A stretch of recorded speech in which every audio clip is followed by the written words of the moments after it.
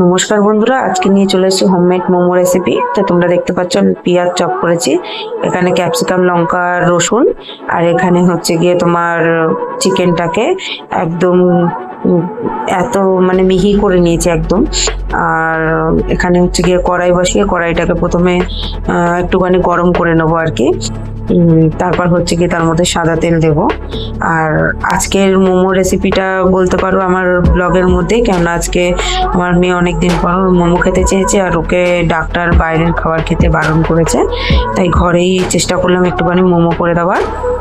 তো তেল গরম হয়ে যাওয়ার পর মধ্যে পেঁয়াজ দিয়ে দিচ্ছি। পেঁয়াজ দিয়ে ওটাকে একটুখানি নাড়িয়ে চাড়িয়ে নেবো। তারপর হচ্ছে গিয়ে ওর মধ্যে একটু নুন অ্যাড করব। নুন অ্যাড করে ওটাকে আর কি ঢাকা দিয়ে রাখবো।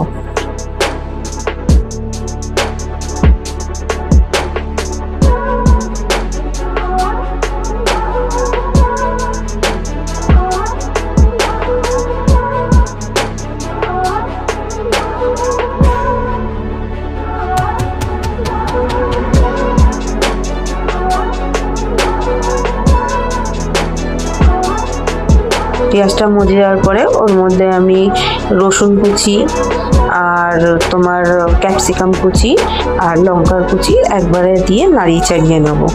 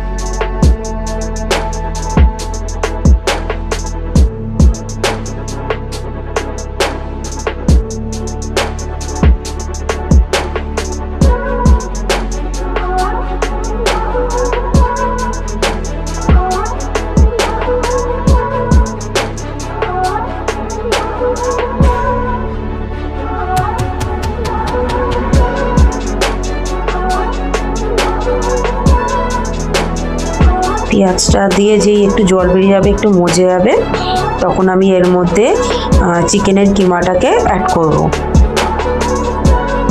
এবার এর মধ্যে একটু অ্যাড করব dark soya sauce. Dark soya সসটা দিলে একটু কালারটা একটুখানি সুন্দর হবে, আর মানে খেতেও একটুখানি